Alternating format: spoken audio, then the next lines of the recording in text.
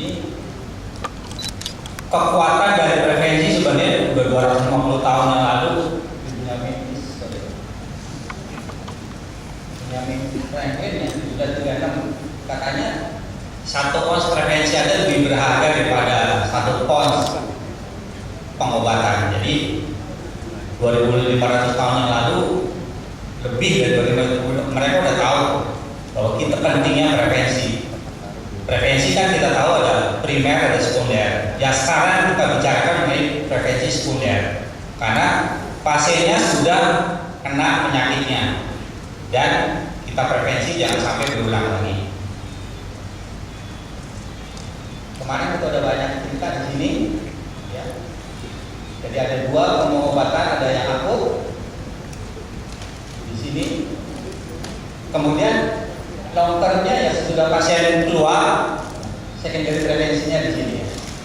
Biasa pasien di sini kan kita kasih aspirin, clopidogrel, Ritalin, dan beta-blocker dan sebagainya di sini juga. Ya, dengan tambahan spekter. Nanti saya dikasih tugas untuk nomor 3 ini beta-blockers. Kenapa kok beta-blockers pada akut dipakai, pada long term juga dipakai?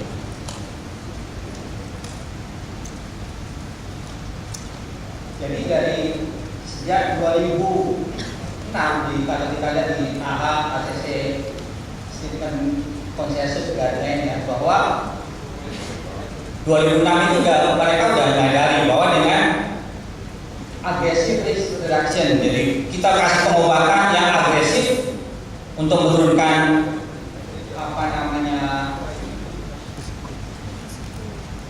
semua faktor tadi, ya kita tahu akut koronari sindrom multifaktor. Jadi pengobatan bukan hanya aspirin, bukan hanya clopidogrel, bukan hanya beta blocker, jadi menyeluruh. Tergantung pasiennya. Seninya kita sebagai dokter di situ. Kapan dikasih beta blocker, kapan nggak boleh, kapan dikasih ACE inhibitor, kapan nggak boleh, kapan diganti, kapan ARB.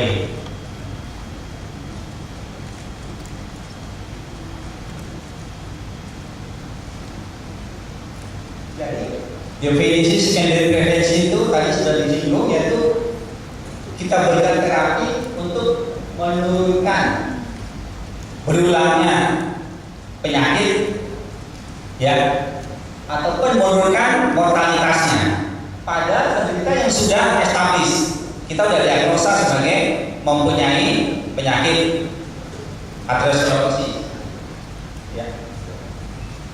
Jadi ini tadi juga di slide yang sebelumnya disinggung, secondary prevention meliputi pemberian aspirin, clopidogrel, beta blocker, ACE inhibitor, ARB, ya. Bukan ARB-nya yang mana ya? Tahu ARB yang mana? Ini aldosterone blockade ya semuanya. Saya fokus di beta blockers. Nanti dokter Gasto dan dokter Anwar yang lainnya, ini goalnya.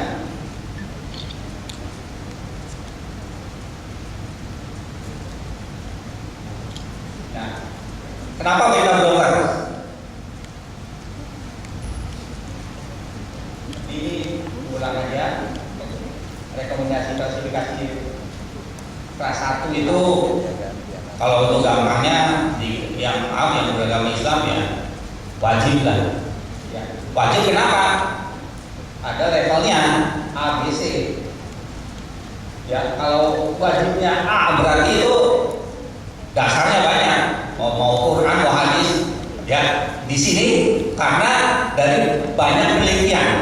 Kalau tipe A ini, ya, level evidence A itu udah multi random control trial, jadi banyak studi yang sudah dilakukan yang mendukung. Itu level A.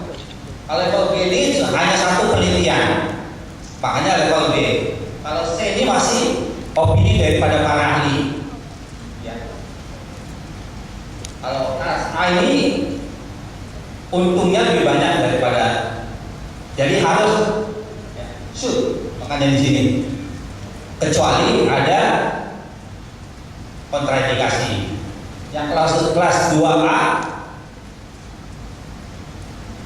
untungnya lebih banyak dari mudaratnya. Ya. Jadi kalau bisa dikasih. Kalau kelas 2B ini ditimbang-timbang untung ruginya ya. Tapi sedikit lebih untung pada keadaan tertentu. Pada kelas 3 ini nggak boleh dikasih ya. Nah, gimana dengan rekomendasi beta blockers? 1A ya, jadi wajib dikasih. Nanti tetap kecuali. Jadi beta blocker dikasih ada semua pasien dengan gangguan fungsi mompa. Kalau kita eko kemarin dibicarakan oleh dokter Ameliana. Ya, kalau di rokok eksistensinya kurang dari 40 itu wajib dikasih beta blocker. Dengan gagal jantung kerja yang sudah stabil ya. Kecuali tadi ada kontraindikasi.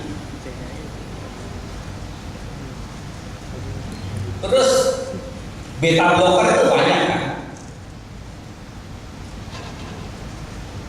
Dianjurkan 3 ini ya, carvedilol, metoprolol, suspina, dan bisoprolol.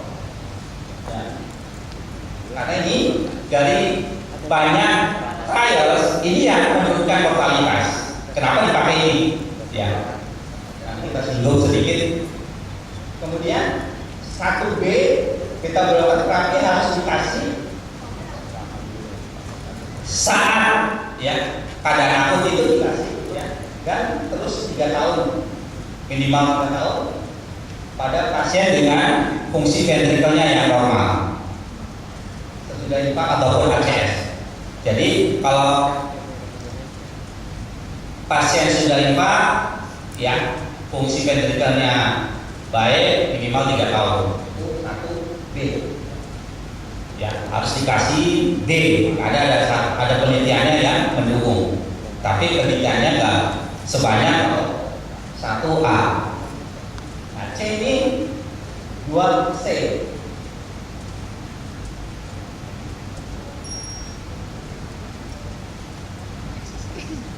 2C ini 2A level C ya, diberikan terapi ini secara menangguh pada semua pasien dengan penyakit jantung koroner atau penyakit vaskuler lainnya atau diabetes, kecuali ada kontraindikasi.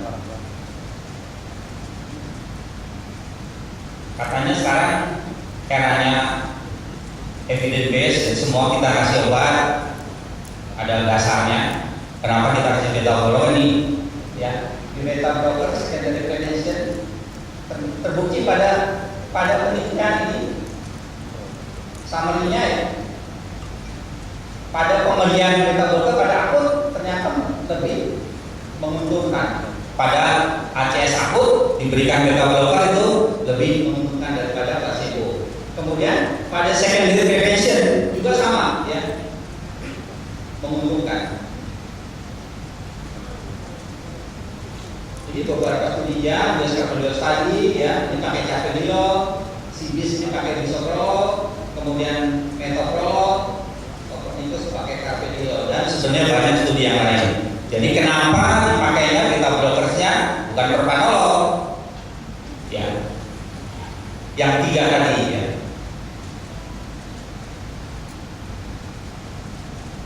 Nah, ini banyak. Tadi kan yang 4 kita singgung ini banyak, ada CBIS 2, ada CBIS 3. Kalau kita lihat CBIS 3 itu lebih gila lagi, kata Benyamin ya. Lebih gila lagi karena pasien yang fungsionalitas 2-3 langsung dibedakan, satu dikasih enalapril, satu dikasih bisoprolol. Jadi berani banget ya. Dan kita lihat follow up daripada penelitian ini nggak 1-2 bulan, rata-rata di atas 1 tahun ya. Ya, semuanya ini menurunkan angka kematian.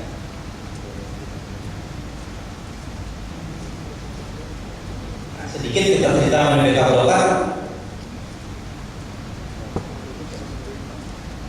Ini betul-betul ditemukan oleh James Black. Dia dapat Nobel Prize dalam bidang kedokteran karena dia mengatakan penambatan daripada hormon adrenalin atau adrenalin akan mencegah angina dan serangan jantung.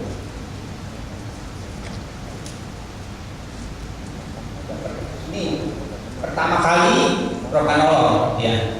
Dulu tahun 70-an mungkin kita tahunya ya propranolol aja. Ya.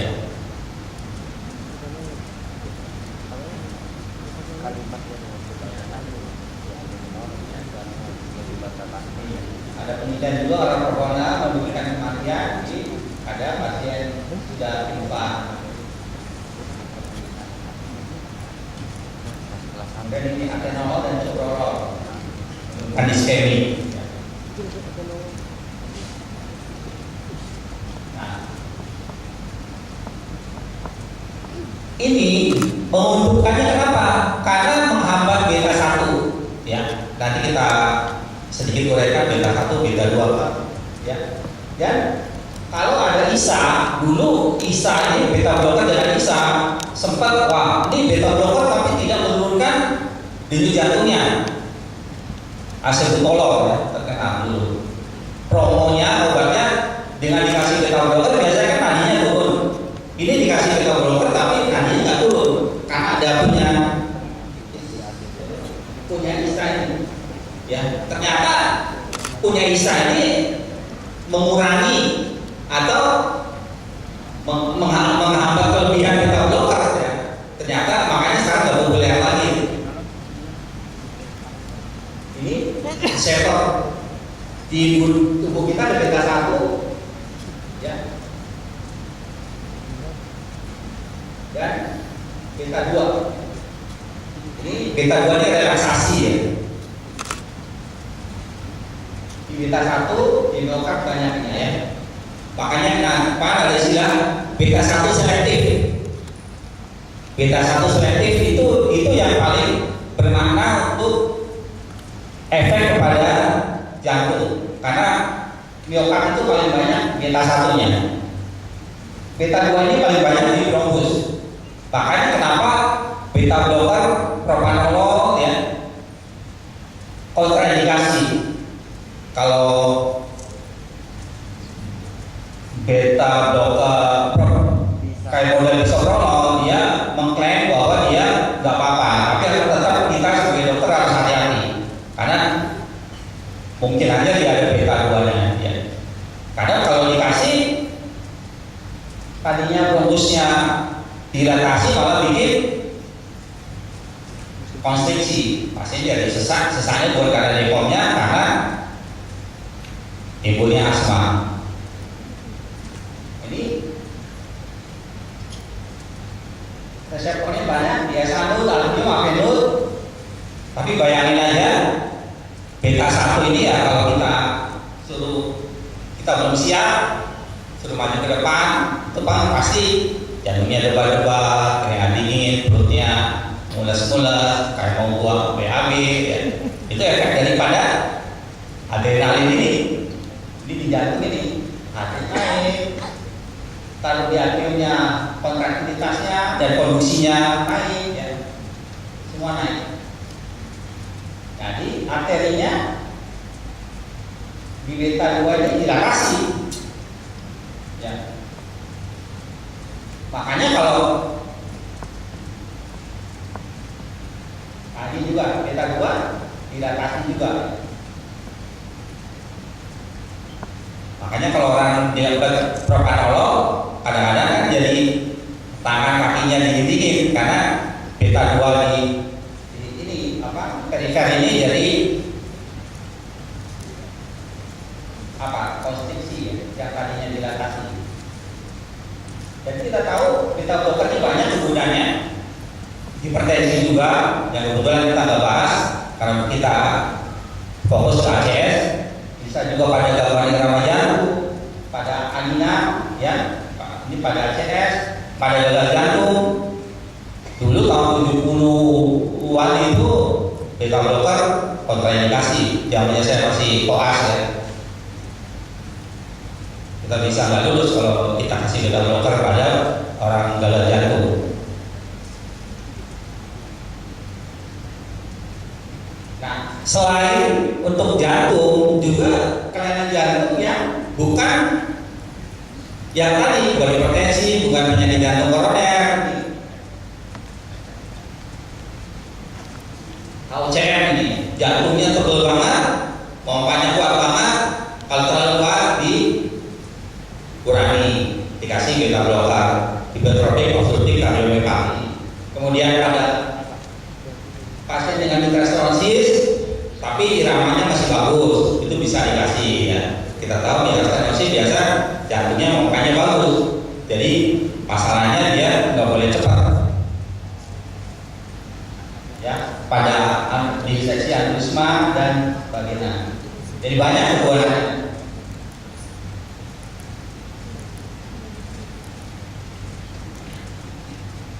Ada juga indikasi yang non kardiak. Ini, ya, ada cemas, toksikosis. Kita tahu kan pada orang apa namanya tiroid toksikosis kasih propranolol. Oke, ini propertinya ya ini ada beta selektif, ada alfa. Kalau alfa ini alfenilol, jadi ada efek alfa juga. Ini businolol saya kira nggak ada. Ini bedanya beta 1, beta 2, ini bisoprolol, propranolol di beta 1, ya sama kuatnya.